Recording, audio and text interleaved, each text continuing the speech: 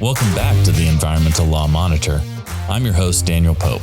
This podcast is brought to you by Bracewell LLP's Environment, Lands, and Resources Practice Group, and it's a place for thoughtful conversations. We have conversations ranging from the latest developments to perennial topics like litigation, enforcement, and compliance assurance. We're glad you're spending some time with us today. You are listening to our annual holiday episode where we kick back and talk about the year that was, the year that is about to come, and all manner of environmental and natural resources law and policy developments. We're recording this relatively early in the afternoon, but we are all responsible adults. And so the four of us on the podcast are not going to be having a cup of Christmas cheer at the moment while we record. But there's nothing to stop you, our dear listener, from enjoying some eggnog or hot buttered rum or even a brandy Alexander while you reminisce with us on 2023 and look ahead to the new year. I'm joined today by Tim Wilkins in our Austin office, and then Ann Navaro and Taylor Stuart, both in our DC office. Welcome, y'all. Happy holidays. Happy holidays. Thanks, Daniel. Happy holidays. Howdy. So let's talk about 2023. And it's a lot to compress into a short podcast. But Tim, I'm going to jump to you. What did you see over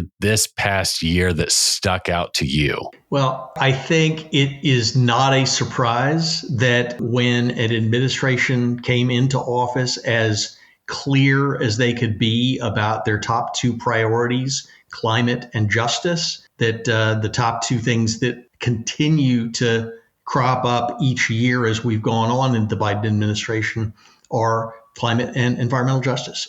The big development of 2023 on the climate front to me is on the methane side rather than the carbon dioxide side.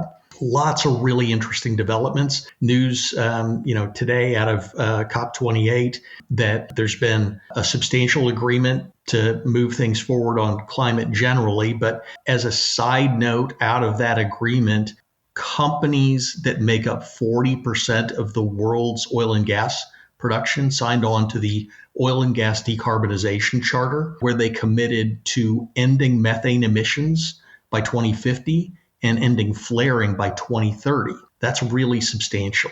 You add to that the methane rule that went final on December 2nd to sort of be the flagship announcement of the United States at COP28. Both new and existing sources of natural gas emissions, methane emissions, as well as that super emitter program where technologies that can identify emissions remotely, even by satellite, can trigger obligations on companies to take quick action to remedy those issues. The expansion of the Subpart W greenhouse gas inventory rules to include more types and sources of emissions within the oil and gas sector. And then 2024 will kick off the effectiveness of the Inflation Reduction Act's methane fee, which is still very much in its nascent stages in understanding exactly when that fee is going to be applied. There is just a lot going on in the methane space right now. And frankly, from an emissions perspective,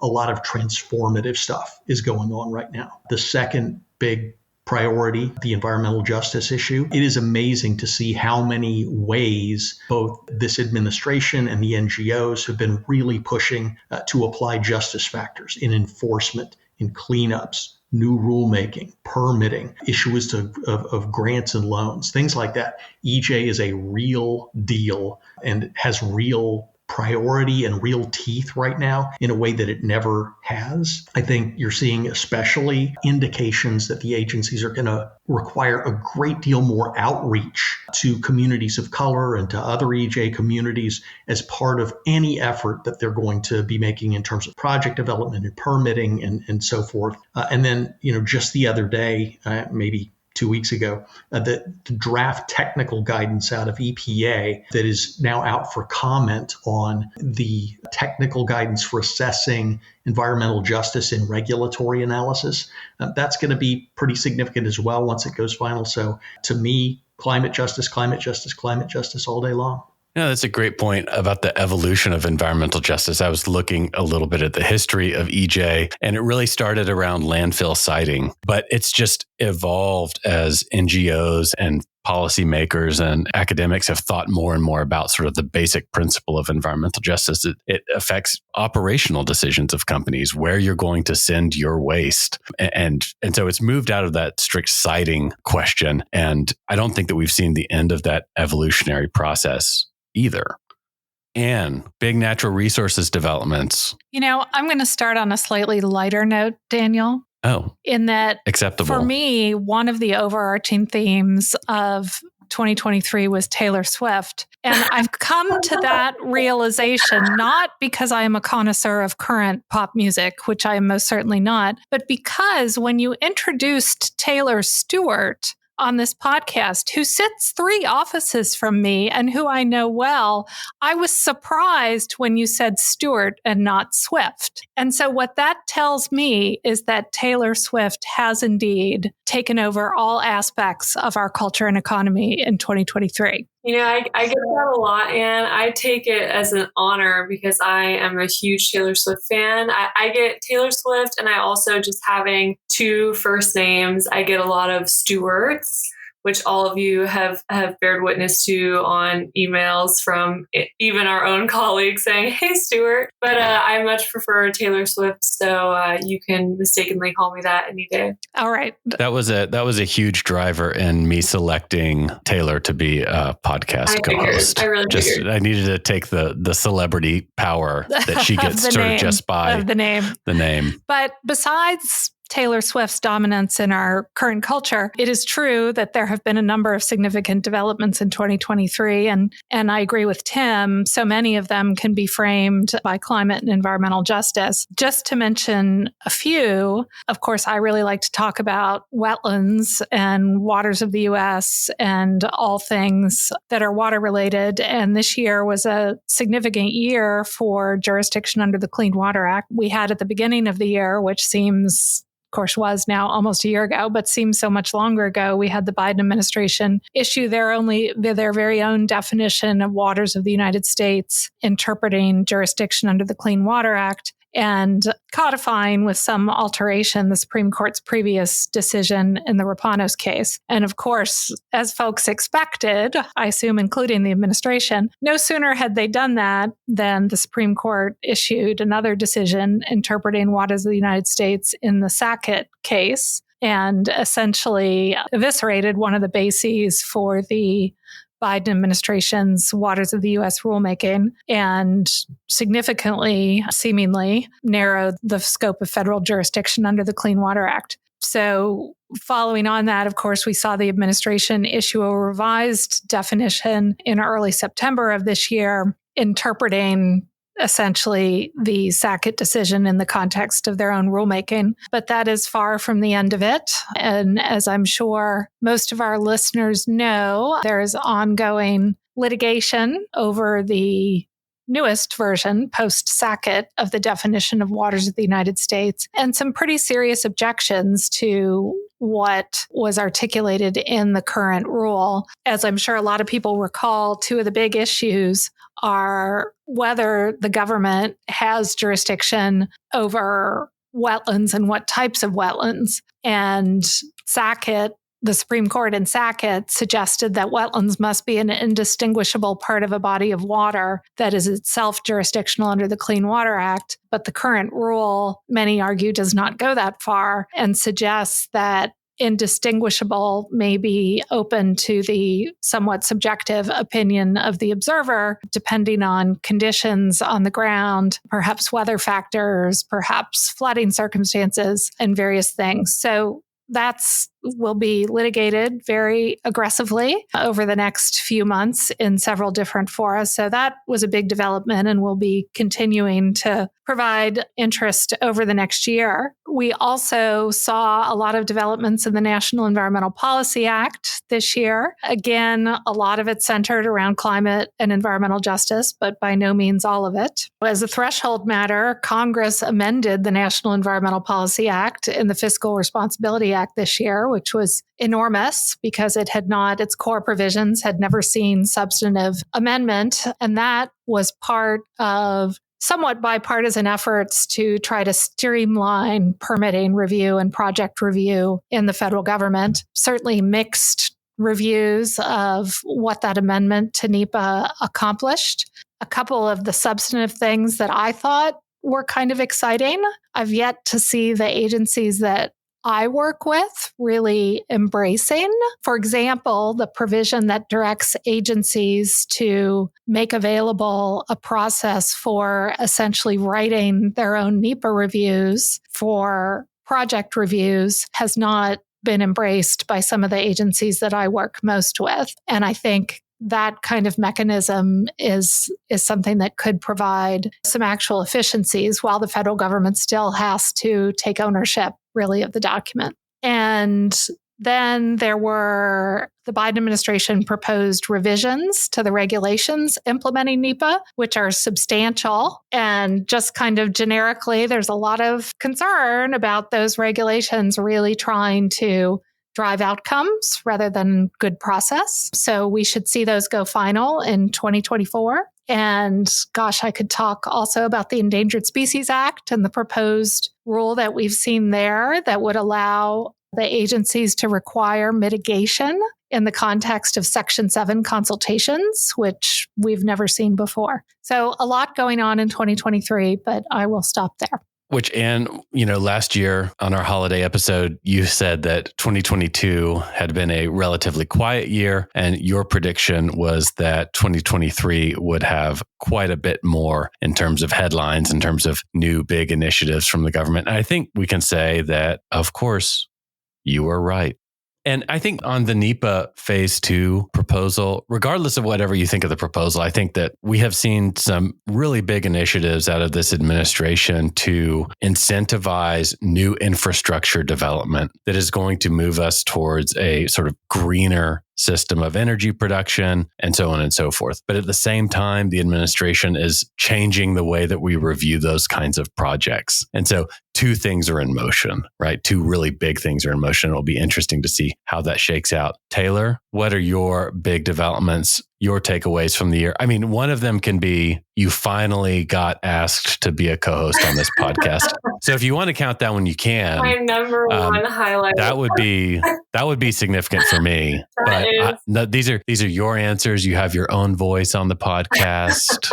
Take it away. I don't know if that's a significant regulatory development, but it's definitely a significant development in Daniel and I's world of the Environmental Law Monitor. So that has been an exciting part of the year. As Anne and Tim said, there's so much that we could talk about. I mean, it's hard to even drill it down for people, which I think is literally the purpose of this episode. But there was so much going on this year, and kind of returning to the themes that Tim discussed, climate and environmental justice. I think this has showed itself in almost every action that's been taken by the administration this year. For me, I was thinking about it, as we were talking about what to cover. And I think for me, kind of the biggest top line items are the advancement of renewable energy projects and trying to permit those projects, and emphasis of the administration on kind of promoting renewable energy. And then maybe in the inverse, kind of some regulatory developments on the offshore oil and gas side, or also onshore oil and gas, that are kind of maybe not discouraging, but not promoting in the way that maybe they're promoting renewable energy. So for offshore wind, we've seen in this year and in prior years of the Biden administration, we've seen a lot of advancement on leasing. They made a ton of progress in 2022. That didn't slow down in 2023. They continue, but BOEM and the Department of the Interior continue to try to have additional lease sales, identify additional areas for wind energy development offshore. They've identified new areas in the Gulf of Maine. They had a Gulf of Mexico offshore wind auction, which I think a lot of people, never thought that they would see in their lifetime. So they had an auction there. And now just a few days ago, they announced that they're going to have a Central Atlantic auction offshore for areas in deeper water offshore Maryland and Virginia. So there's been a lot of traction there. And I think that administration really is trying to shore up an offshore wind program that will have enough momentum to not be slowed down by administration change in the future. Same thing with their efforts to permit those projects. They've made a ton of progress on issuing final EISs for projects, kicking off environmental reviews for earlier projects, issuing COP approvals approvals and records of decision, finalizing NEPA on a number of projects.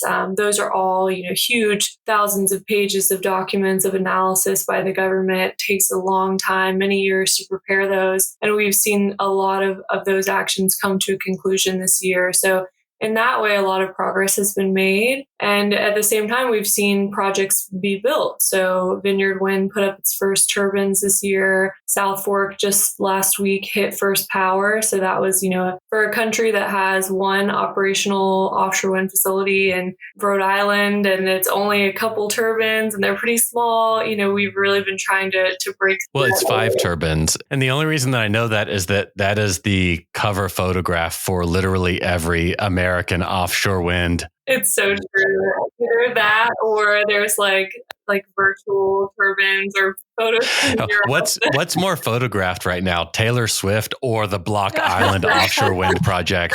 No one knows, but it's close. It's so true. That's the picture that we've been trying to break through for many years. And now the new picture will be the South Fork turbines. And then when Vineyard's built, we'll have one more project to pull from. And so that's been really exciting to see those projects kind of go through the construction process. I know the administration's really pleased with that result. The highs are high and the lows are really low, right? So we saw those projects advance through the process. We saw them begin construction and also break through some of the first big pieces of litigation that we've seen against commercial scale offshore wind projects. At the same time, we saw some projects that are kind of later in the permitting process that didn't maybe have the benefit of pre-inflation contracting, turning around and reanalyzing the economics of those projects and trying to figure out, okay, is the price of power that we contracted for it, does that currently work with the economics of 2023? And some of those projects decided to cancel those contracts, or they went to their requisite states to seek relief and try to renegotiate that price of power. So I think, it remains to be seen how all that will shake out, but there's no signs that BOEM's slowing down. I mean, as I said, they just issued a new proposed sale notice a few days ago. They're still moving forward with efforts in California with the leases that they issued last year. So there's been a lot of progress there. And I think it's just one piece of a broader puzzle, as Tim pointed out, of the administration trying to promote renewable energy in their effort to combat climate change. And then the other kind of development I've seen, again, on the inverse, is that we've been watching really closely BOEM and BSEE and their oil and gas program work on their risk management profile and try to change some of the regulations around decommissioning and financial assurance for offshore oil and gas projects in the Gulf of Mexico. So they've been kind of back and forth for years on their policies surrounding financial assurance to cover decommissioning obligations in the Gulf. And they got themselves into a little bit of a mess a few years back when all of these oil and gas companies started to declare bankruptcy, and they had to, decommission these facilities in the Gulf, and they were greatly underassured. And BSEE and BOEM were having to reach back to predecessors in the chain of title to call upon them to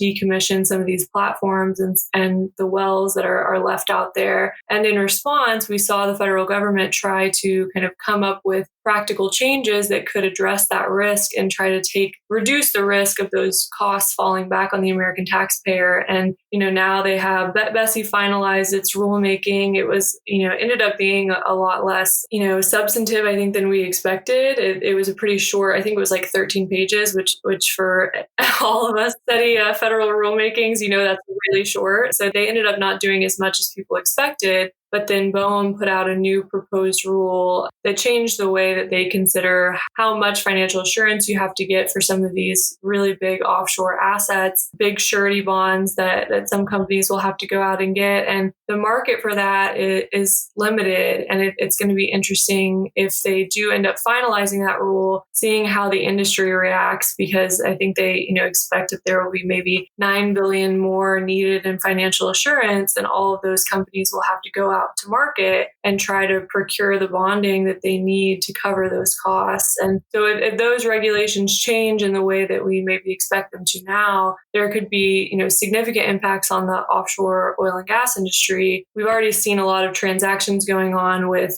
big companies kind of gobbling up big portfolios of assets, and things are kind of getting consolidated into the biggest kind of super majors that can handle these high decommissioning costs. So I have a feeling that will probably continue in 2024, and it'll be really interesting to see what the government finalizes in terms of their financial assurance regulations once they review all of the many comments that they got on that proposal, because they got a ton of them. They extended it a couple times, and they'll have a lot of comments to address when they finalize that rule. So my takeaways for the year have already sort of been addressed. I mean, SACIT versus EPA was a huge decision. In addition to everything that Ann said, I kind of see SACIT as a brother to West Virginia versus EPA. It's another one of those Supreme Court decisions that really constrains the ability of federal agencies to set ambitious policy goals without clear statutory support for those goals.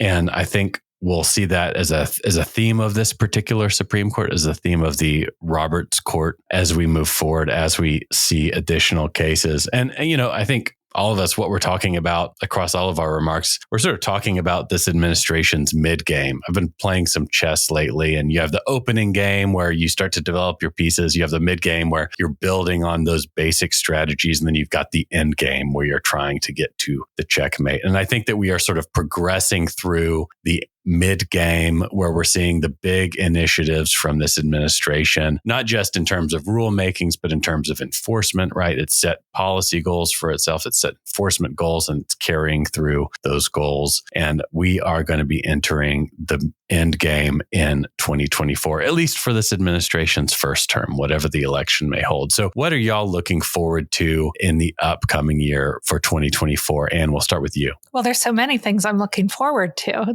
You can only pick one. I let you pick three. I didn't complain about you picking three big things from this year when you snuck that Endangered Species Act piece in.